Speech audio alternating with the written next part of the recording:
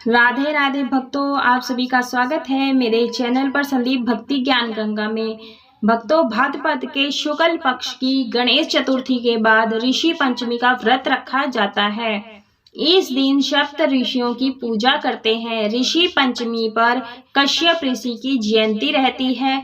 इस दिन महिलाएं परिवार की सुख शांति और समृद्धि के लिए व्रत रखती हैं। व्रत के दौरान ऋषि पंचमी व्रत की कथा सुनी जाती है या पढ़ी जाती है।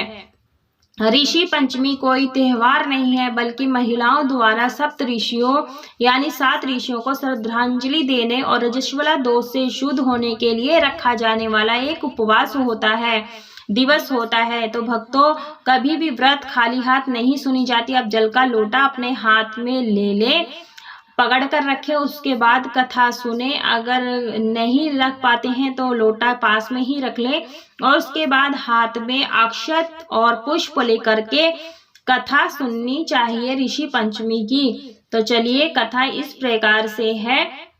सतयुग में विदर्भ नगरी में सेनजीत नामक राजा हुए थे। वह ऋषियों के समान थे। उन्हीं के राज में एक कृषक सुमित्र था। उसकी पत्नी जयश्री अत्यंत पतिव्रता थी। एक समय वर्षा ऋतु में जब उसकी पत्नी खेती के कामों में लगी हुई थी तो वह रजस्वला हो गई। उसको रजस्वला होने का पता लग गया, फिर भी वह घर के कामों में लगी रही। कुछ समय बाद वह दोनों स्त्री पुरुष अपनी अपनी आयु भोग कर मृत्यु को प्राप्त हुए। जयश्री तो कुतिया बनी और सुमित्र को रजस्वला स्त्री के संपर्क में आने के कारण बैल की योनि मिली। क्योंकि ऋतु दोष के अतिरिक्त इन दोनों का कोई अपराध नहीं था, इसी कारण इन दोनों को अपने पूर्व जन्म का समस्त विवरण याद रहा। वे दोनों कुतिया और बैल के रूप में उसी नगर में अपने बेटे सुचित्र के यहाँ रहने लगे। धर्मात्मा सुचित्र अपने अतिथियों का पूर्ण सत्कार करता था। अपने पिता के श्राद्ध के दिन उसने अपने घर ब्राह्मणों को भोजन के लिए नाना प्रकार के भोजन बनवाए। जब उसकी स्त्री किसी काम के लिए रसोई से बाहर गई हुई थी तो एक सर्प ने रसोई की खीर के बर्तन में विष वमन कर दिया। कुतिया के रूप में सुचित्र की माँ कुछ दूर से सब देख रही थी। पुत्र की बहू के आने पर उसने पुत्र को ब्रह्म हत्या के पाप से बचाने के लिए उस बर्तन में मुंह डाल दिया। सुचित्र की पत्नी चंद्रवती ने से कुतिया का यह कृत्य देखा न गया और उसने चूल्हे में से जलती लकड़ी निकालकर कुतिया को मारी। बेचारी कुतिया मार खाकर इधर उधर भागने लगी। चौके में जो जूठन आदि बची रहती थी वह सब सुचित्र की बहू उस कुतिया को डाल देती थी, लेकिन क्रोध के कारण उसने वह भी बाहर फिकवा दी। सब खाने का सामान फिकवा कर बर्तन साफ करके दोबारा खाना बनाकर ब्राह्मणों को खिलाया। रात्रि के समय भूख से व्याकुल होकर वह कुतिया बैल के रूप में रह रहे अपने पूर्व पति के पास आकर बोली, हे स्वामी, आज तो मैं भूख से मरी जा रही हूँ। वैसे तो मेरा पुत्र मुझे रोज खाने को देता था, लेकिन आज मुझे कुछ नहीं मिला। सांप के विष वाले खीर के बर्तन को अनेक ब्राह्मण हत्या के भय से छूकर उनके ना खाने योग्य कर दिया था। इसी कारण उसकी बहू ने मुझे मारा और खाने को कुछ भी नहीं दिया।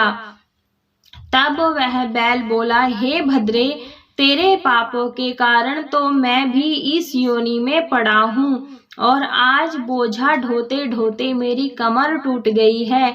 आज मैं खेत में दिन भर हल में जुता रहा। मेरे पुत्र ने आज मुझे भी भोजन नहीं दिया और मुझे मारा भी बहुत। मुझे इस प्रकार कष्ट देखकर उसने इस श्राद्ध को निष्फल कर दिया। अपने माता पिता की इन बातों को सुचित्र सुन रहा था। उसने उसी समय दोनों को भरपेट भोजन कराया और फिर उनके दुख से दुखी होकर वन की ओर चला गया। वन में जाकर ऋषियों से पूछा कि मेरे माता पिता किन कर्मों के कारण इन नीची योनियों को प्राप्त हुए हैं और अब किस प्रकार से इनको छुटकारा मिल सकता है। तब सर्वोत्तमा ऋषि बोले, तुम इनकी मुक्ति के लिए पत्नी सहित ऋषि पंचमी का व्रत धारण करो तथा उसका फल अपने माता पिता को दे दो। भाद्रपद की महीने की शुक्ल पंचमी को मुख शुद्ध करके मध्याह्न में नदी के पवित्र जल में स्नान करना और नए रेशमी कपड़े पहनकर अरुंधति सहित सप्त ऋषियों का पूजन करना। इतना सुनकर सुचित्र अपने घर लौट आया और अपनी पत्नी सहित विधि विधान से व्रत पूजन किया। उसके पुण्य से माता पिता दोनों पशु योनि से छूट गए।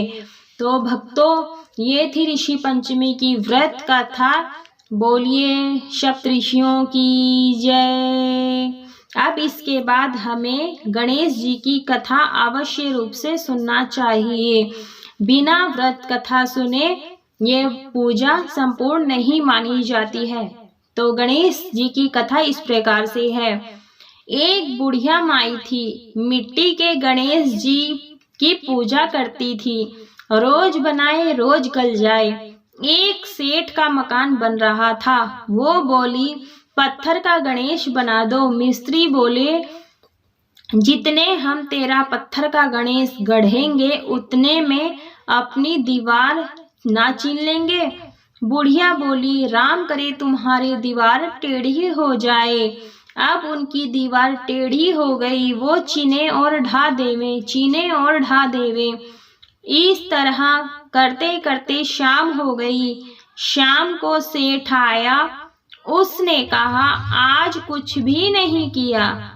वो कहने लगे कि एक बुढ़िया आई थी। वो कह रही थी, मेरा पत्थर का गणेश गढ़ दो। हमने नहीं गढ़ा।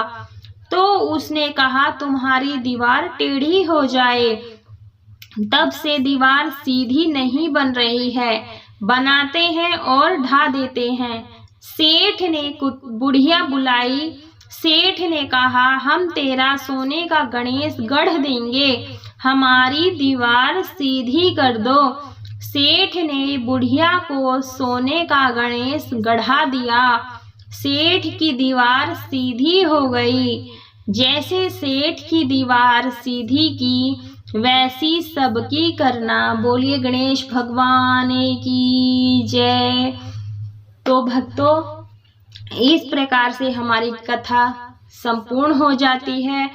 उसके बाद हम जो हाथ में हमारे अक्षत है, पुष्प है, ये भगवान के चरणों में, तो इस प्रकार से अक्षत और पुष्प भगवान के चरणों में हम यहाँ पर छोड़ देंगे और हाथ जोड़ लेंगे। पूजा में रही कोई भी भूल चूक गलती हो गई हो कथा सुनने में, तो गलती क्षमा प्रार्थना मांग लेंगे। उसके बाद हमें करनी है भगवान जी की आरती। तो सबसे पहले हम घंटी बजा देंगे इस प्रकार से, और उसके बाद हम दीपक से आरती उतारेंगे, जो हमने दीपक पहले से जलाया हुआ था।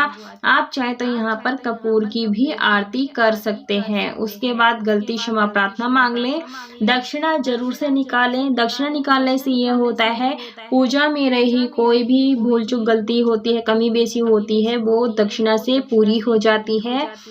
दीपक को हम यहाँ पर ठंडा कर देंगे, शीतलता प्रदान करेंगे और 3 बार या फिर 5 बार इस प्रकार से सभी चीजों को मिनस देंगे। मिनसने से ये होता है, जो हमारा भोग प्रसाद होता है, धूप दीप होता है, भगवान सहर्ष स्वीकार कर लेते हैं। और गलती के लिए क्षमा प्रार्थना जरूर से करें। तो भक्तों, ये थी ऋषि पंचमी की व्रत कथा और साथ में गणेश जी की कहानी। अगर वीडियो पसंद आई है तो वीडियो को लाइक कीजिए, ज़्यादा से ज़्यादा शेयर कीजिए। अगर मेरे चैनल पर पहली बार आए हैं तो चैनल को सब्सक्राइब अवश्य रूप से कीजिए। पूरा वीडियो देखने के लिए आप सभी का बहुत बहुत धन्यवाद। कमेंट बॉक्स में सप्त ऋषियों की जय अवश्य रूप से लिखें।